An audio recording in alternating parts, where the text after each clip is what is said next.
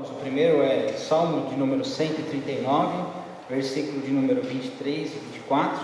E logo depois eu vou pedir para o Pedro nos auxiliar na troca, que ainda vamos fazer a leitura em 1 Pedro 5, 7. Mesmo sentados, mas com toda a reverência à palavra de Deus, assim faremos a leitura do Salmo 139, versículo 23 e versículo 24. Sonda-me, ó Deus, e conhece o meu coração, prova-me e conhece os meus pensamentos. Vê se há em mim algum caminho mau e guia-me pelo caminho eterno. E ainda texto bíblico, 1 Pedro, capítulo 5, verso de número 7. Lancem sobre ele todas as suas ansiedades, porque ele cuida de você. Lancem sobre ele todas as suas ansiedades, porque ele cuida de vocês. Amém? Certa ocasião, uma mãe, ela encontra no quarto de sua filha um vestígio de carta, uma carta que estava escrita por ela. Só que essa carta, ela estava cortada em pedaços. Ela não estava inteira assim na sulfite, mas como um quebra-cabeça, estava toda fragmentada no quarto. E a mãe, muito cuidadosa, muito zelosa, ela prontamente, como um quebra-cabeça, conseguiu montar com o tempo e ler e entender o que estava escrito nessa carta. E ela estava assim escrita: eu não sei mais quem sou, eu sorrio para todos, mas por dentro eu estou gritando.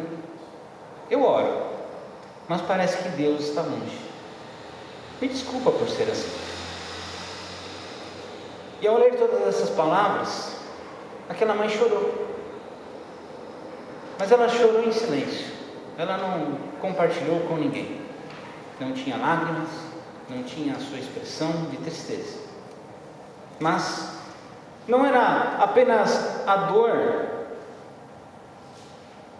que ela chorou, mas ela sabia também que ainda tinha tempo de amar aquela filha profundamente, que estava machucada por dentro. Ela entrou no quarto e sentou-se do lado da sua filha, segurou firme na sua mão e disse: eu ainda estou aqui, e Deus também está aqui. Naquele dia, naquele momento, o amor de Deus adentrou onde aquela alma estava partida. Irmãos e irmãs, essa ilustração é uma demonstração, evidentemente, de como Deus também age com as nossas vidas. Deus assim é conosco. Aliás, como o Pedro cantou em um dos louvores, Ele é fiel em todo o tempo. Ele não nos vê como somos apenas por fora, mas Ele lê o bilhete que ainda possa estar rasgado dentro da nossa alma. Ele vai colando esses pedaços de forma semelhante como aquela mãe também foi juntando os pedaços daquela carta. Mas Ele não apenas cola aquela carta, cola os pedaços do nosso coração, como também Ele segura na nossa mão. Deus não te abandona no caos interior. Deus não está distante de você. E quantas das vezes estamos como aquela menina, com o coração em pedaços, mas tentando parecer bem, tentando estar demonstrando uma felicidade, mas que por dentro há um vazio interior. Está tudo bem? Qual é a resposta que você costuma dar quando a pergunta é: está tudo bem? Está tudo bem, né?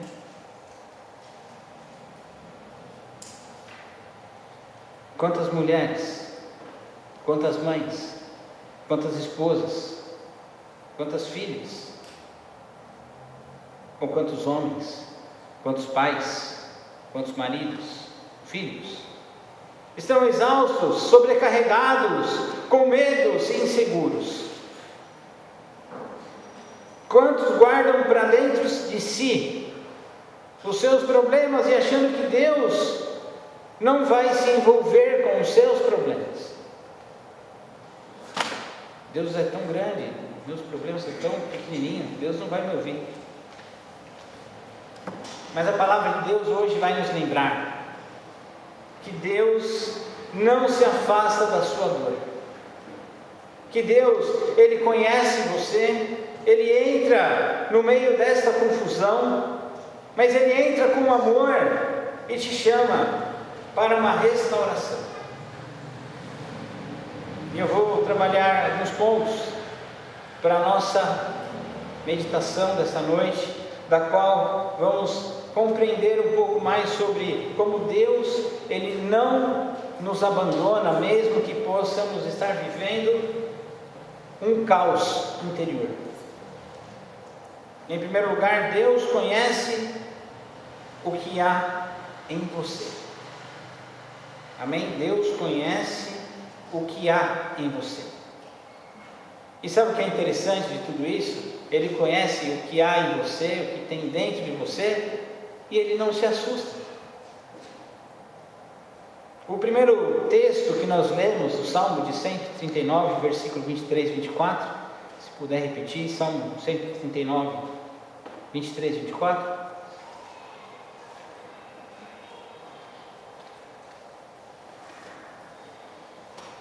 Salmo 139, 23 e 24. Isso.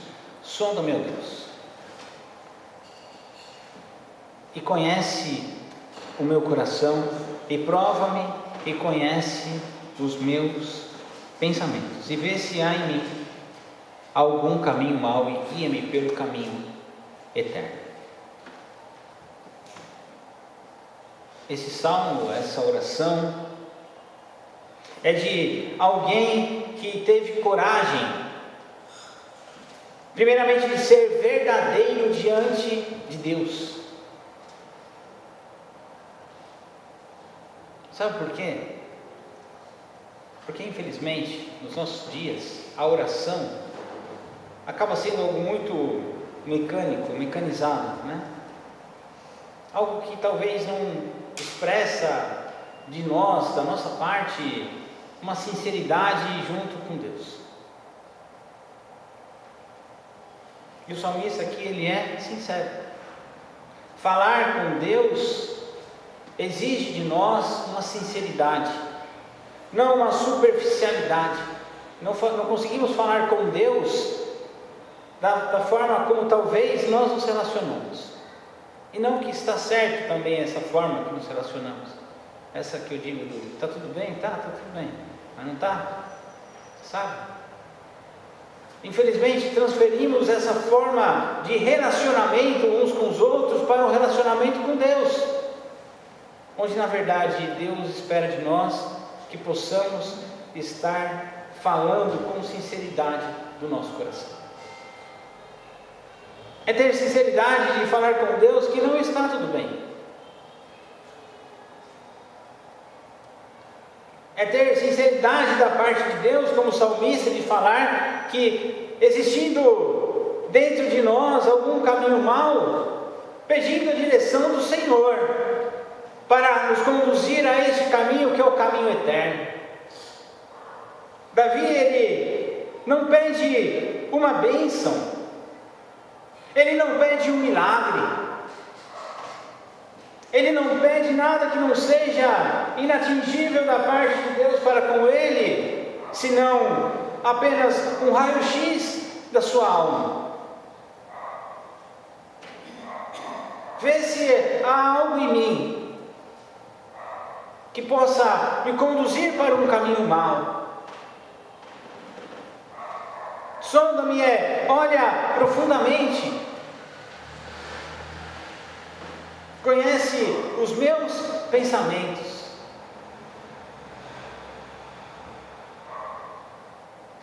Mesmo que eu não consiga ser uma pessoa organizada no meu pensamento, Ele sonda o pensamento. Mesmo que você não consiga se organizar, Ele sabe a sua forma de pensar. E guia-me. Eu não sei o caminho. Guia-me é confiar no Senhor de que o caminho vai ser estabelecido por Ele. E não viver querendo guiar os seus próprios caminhos com o seu bem entender, da forma como você acha que tem que fazer. Sabe por quê? Porque eu sei o que tem que ser feito. Eu vou fazer o que eu quero.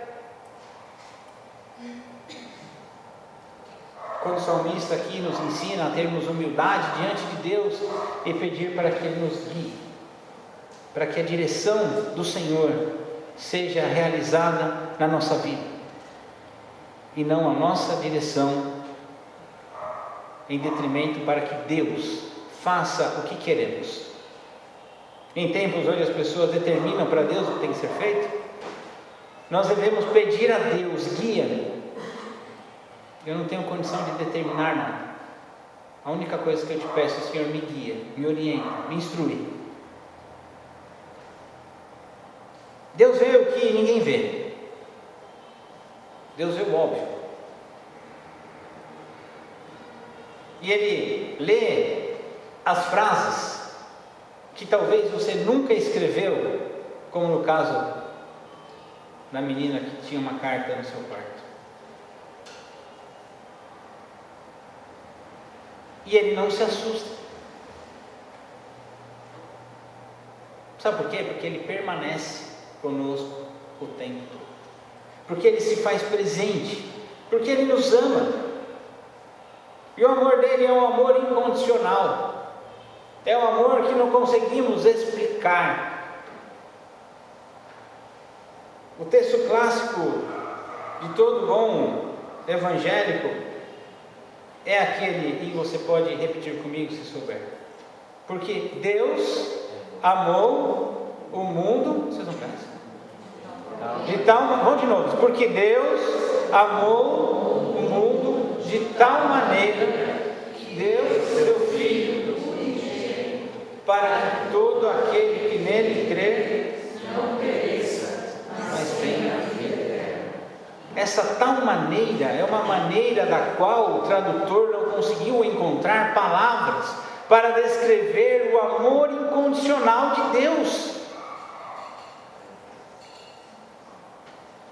É de uma forma que não há uma tradução justa e digna para o nosso entendimento.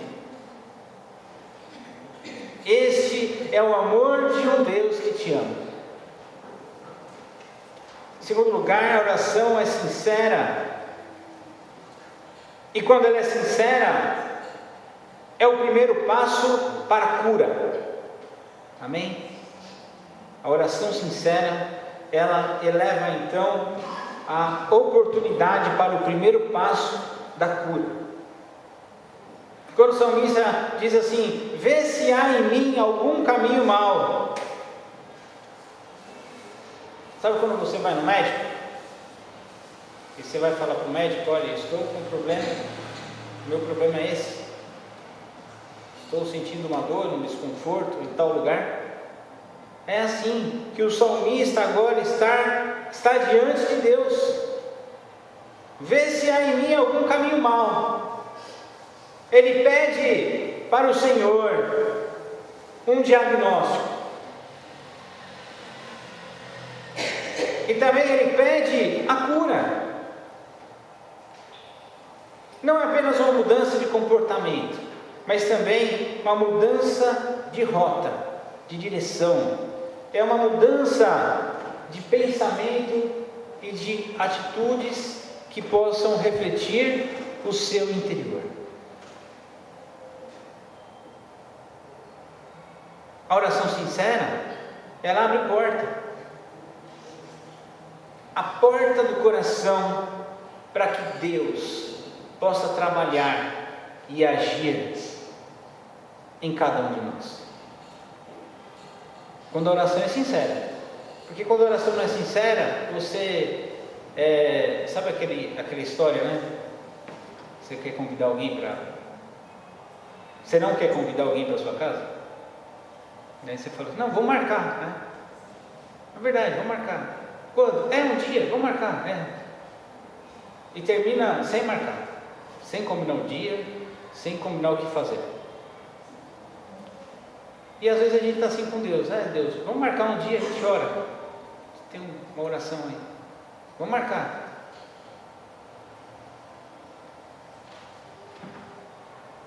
Precisamos abrir a porta. Entra, vem, entra no meu coração, participe hoje deste momento de sinceridade, da qual você vai proporcionar para Deus.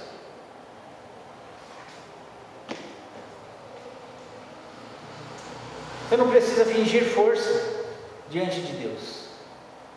Você não precisa se fazer forte diante dos problemas que você possa ter diante de Deus. Você não precisa mostrar segurança diante de Deus quando você é uma pessoa insegura.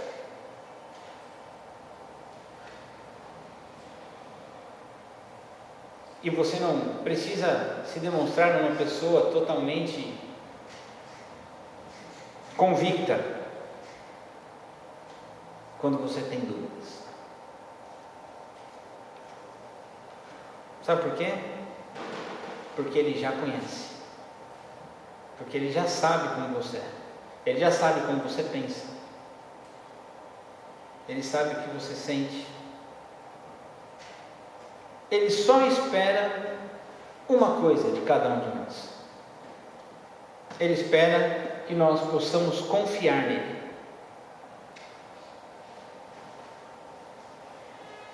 Confiar é falar.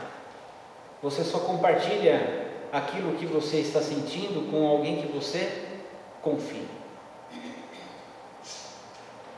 E Ele espera isso de nós, que você possa compartilhar o que você tem no seu coração. Um outro tópico dessa nossa reflexão dessa noite é: a ansiedade e o medo não são sinal de fracasso espiritual. A ansiedade e o medo não são um fracasso da nossa vida espiritual. Se puder novamente voltar agora ao texto de 1 Pedro 5,7. 1 Pedro 5,7.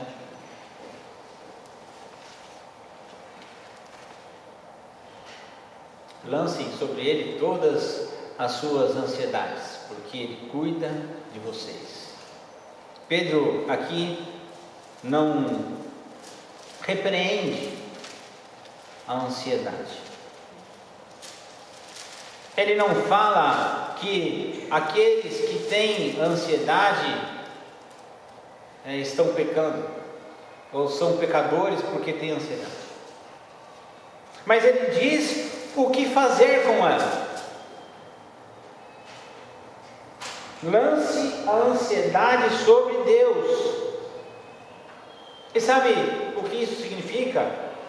Isso significa que a ansiedade não é um pecado disfarçado, mas é um sinal de que nós precisamos do cuidado de Deus. E por isso, ter ansiedade nos nossos dias não é um reflexo de que você é o pior ou a pior dos pecadores, ou a pior pessoa deste mundo. Mas é um sinal que nós precisamos do cuidado de Deus. Mas é um sinal que nós precisamos abrir o nosso coração e deixar que o Senhor possa operar no meio de nós. Assim como um corpo inflamado precisa de um socorro, assim também a nossa alma ansiosa precisa do consolo do Senhor. Evidentemente que nós precisamos buscar ajuda. Evidentemente que nós precisamos inclusive de um profissional da classe da saúde, e procurar uma ajuda não é um sinal de fraqueza. Procurar ajuda profissional, e aqui estamos diante de uma profissional da saúde, não é fraqueza.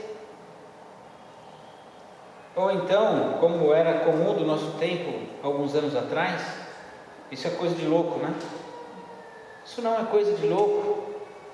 Procurar ajuda profissional é um sinal de sabedoria, de entendimento da nossa parte.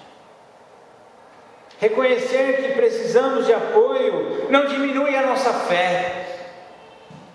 Pelo contrário, isso fortalece a nossa humanidade diante de Deus.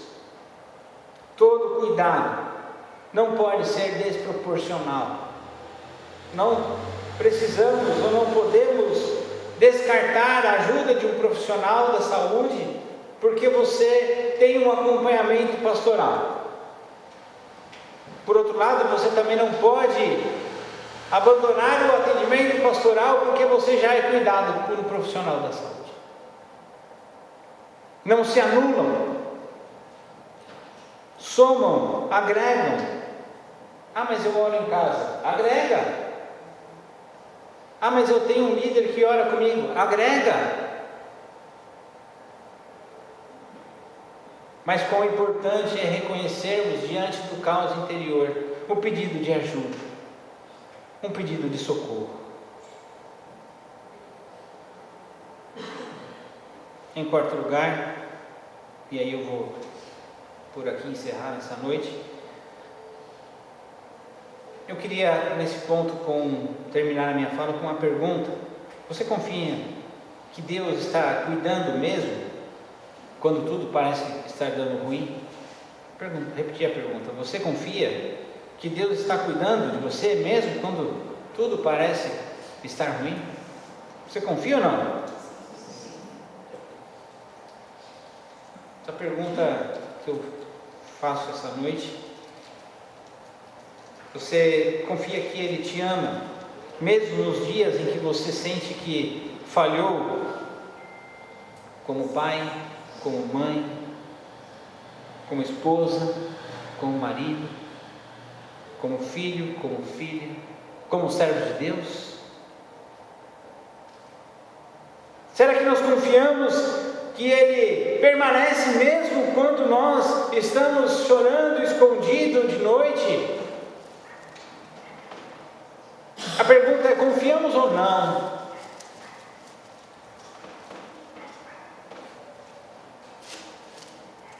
E evidentemente que a resposta não deve ser diferente. Devemos confiar em Deus.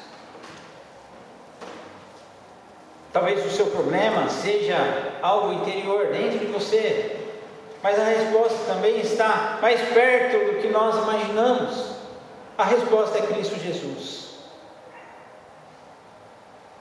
Jesus, Ele não aponta o dedo, Ele não nos condena, antes Ele estende a mão para nos levantar, para reerguer a cada um de nós. Deus não te abandona no meio do caos interior, e Ele entra na dor com você. Ele não está esperando você melhorar para te amar. Ele te ama. Ele ama você agora, assim, da forma como você está. E assim como aquela mãe da ilustração, Ele colocou as partes rasgadas da sua alma e colou todas com amor. E sabe o que Ele diz para você hoje? Filho, filha, eu estou aqui. Você não está sozinho.